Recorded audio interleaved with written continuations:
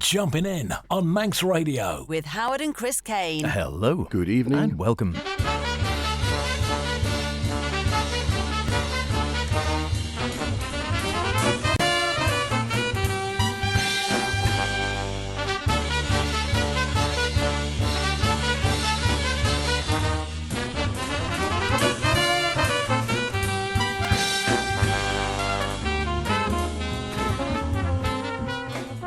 And here we go, charging towards the end of the summer already. That can't be right, can it? It'll be Christmas special next. No, don't even think about it. Don't even mention the C word. Far too early. It is, of course, Saturday night. Best in modern and contemporary sounds around the globe with myself, H. And me, Chris. Yes, welcome along to this week's show, and a stressful week for all concerned. Exam results. Yes, there's no use crying over spilt milk, but equally, the celebrations may be short-lived, as both herald a change either on the path to work or a return to full-time education, and hopefully for a few of you, the path to further music studies, which can lead to all kinds of things, not least the possibility of appearing on Jumpin In, which I'm sure is at the top of many of your lists. So, H, without the usual drama you usually have at this time of year, what has made the grade for you this week and is blowing the cobwebs off the dreaming spires, and what has quietly slipped into the never-mind pile, which needs clearing later? It's very difficult sometimes to sort the one from the other. Just jumping in, of course. Well, I'm going to go for The Monkey and the Monk, something I was exploring back in May when we were in Brussels, actually. A new old one from Sam Rivers, The Quest, and a first ever live from Mark Turner. Wow, and from me, there's a diminutive person, a dangerous fish, a futuristic dance in Oceania, and to start, the longest wait for the end. Till, here's Russell Scarborough Band with Max Q.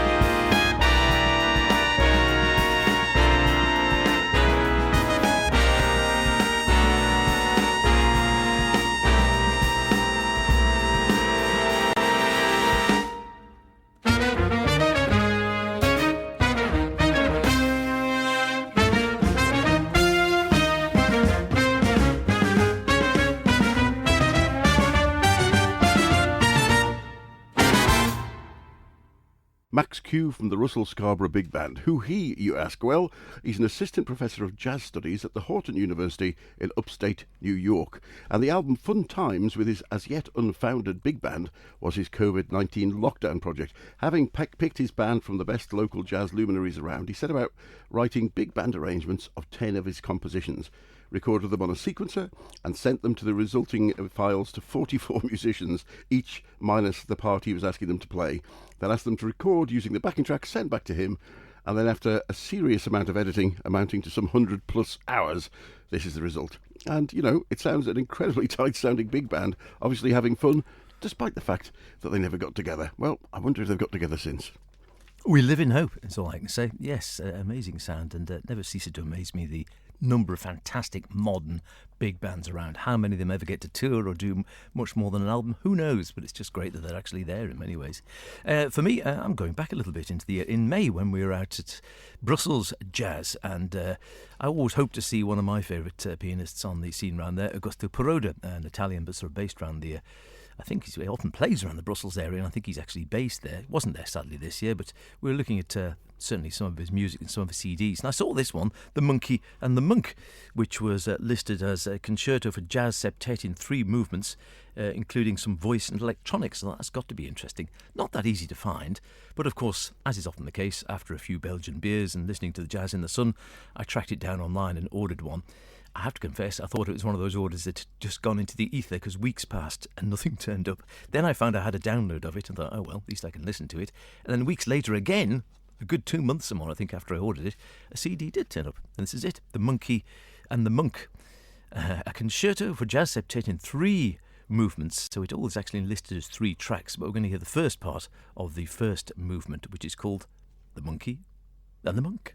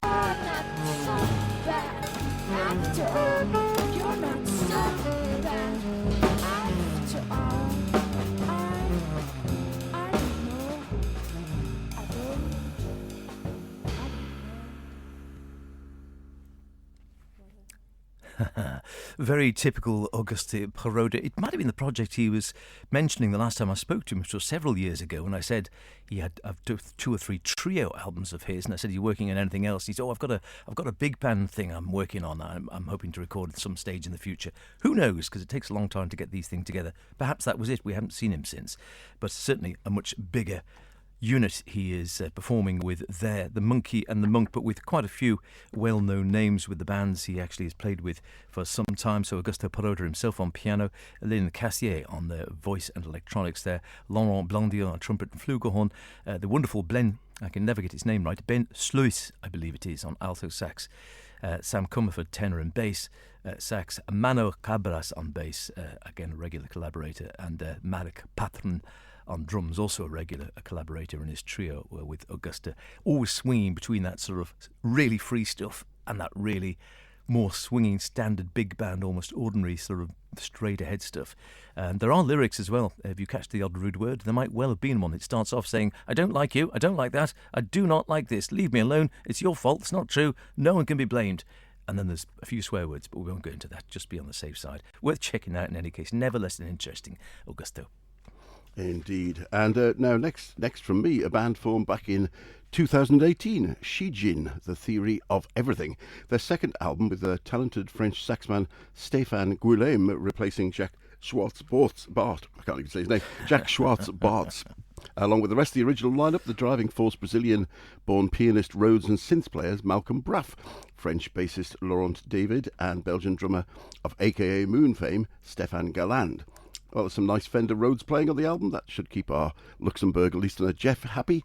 And it's one of those bands that manage to sound like a much bigger unit than they are. And on their last release, launched at the Pizza Express in London last year's Jazz Festival, we weren't there sadly, the group changed the keyboardist, adding Ivo Neem to the band. Definitely on my list to catch live. Here's Mystery of a White Dwarf.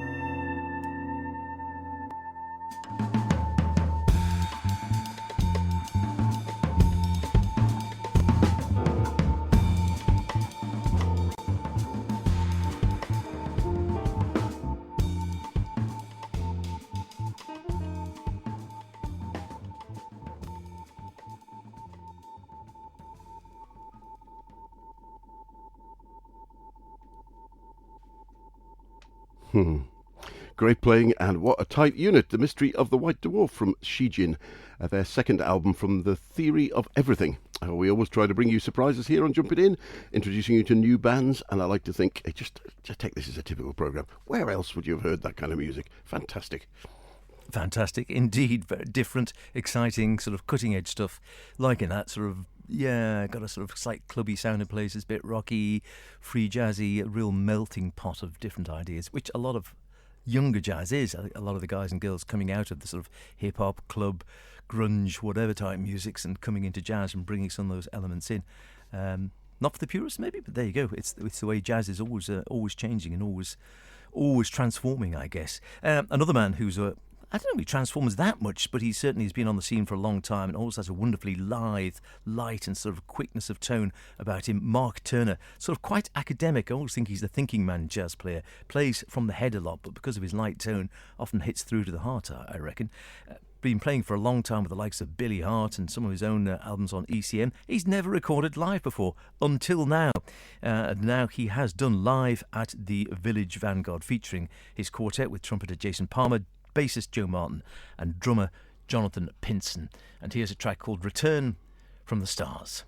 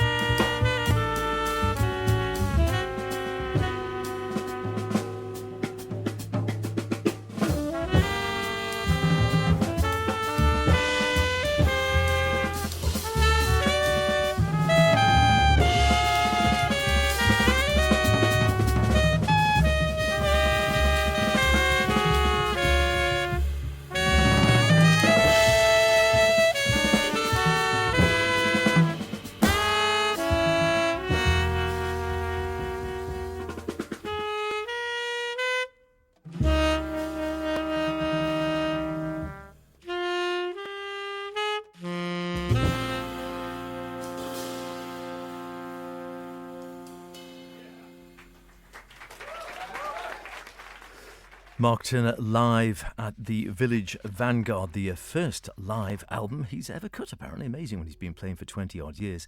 I think the last time we saw him live he was with Billy Hart in Belgium several years back, which was a very fine set indeed. Unusual. It was in a sort of club where everyone was standing up. It was like a dance club, but they were playing, this sort of modern jazz. But there we go. The music was still very good indeed. Yes, he says, I really love playing at the Vanguard. To some extent, playing at the Village Vanguard and recording this album makes me feel I've been accepted to the village where the masters began. And he says, I've regularly returned over the last 2 decades. It's been a sensation being part of something larger than myself, and that's ultimately what I want out of playing music and playing jazz. And they say this on this band, of course, they have a great chance to stretch out. And he says, I get far more fire and grit when the band plays in a live situation, and maybe a little bit more romance. It makes the guys feel really good and intuitive. And some of the tracks are up to twice as long as the studio cuts. It's on the Giant Steps or Giant Step Arts label, which is an artist-centred non-profit organisation. And it's not actually out until September the 8th, which will be here before you know it. September the 8th, 2023. You'll be able to get your hands on that one. Thanks very much to Braithwaite and Katz for sending that one to us. It's only a couple of weeks away, Yeah, I know. Now, next, a new name on me, Eddie Williams, a sax player with many years as a session player, film and TV composer, and on the road with Gladys Knight, Burt Bacharach and Randy Brecker. And when he's not doing the day job, he likes to get the boys together for a blow, as his latest release, Acceptance, shows. They're rather good. Here's Barracudas.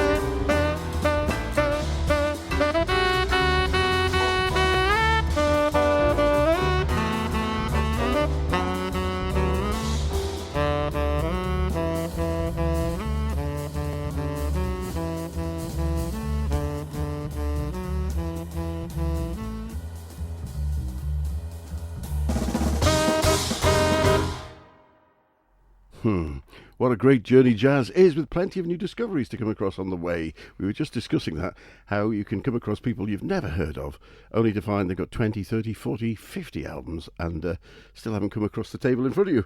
The fantastic sax playing of Eddie Williams, with dozens of releases behind him, in blind pianist, composer and session man Justin Coughlin, who has some 50 plus releases with a dozen or so in his own name on piano, Chris Bridge on bass, and a fantastic Turkish drummer and percussionist Emre Kartari. The album's called Acceptance, and well worth digging it out. It's Jumping In, Chris and H with you until the top of the hour, heading to the freer end of the spectrum. But going back a few years, Sam Rivers, a wonderful player. If you've never heard Fuchsia Swing Song on Blue Note, you ought to check it out. But he's got loads of stuff out, some of which been reissued. This one in particular, The Quest. Sam, in the company of great Dave Holland and Barry Altschul on drums, been getting rave reviews with 3 Edition. And here's a track called Expectation.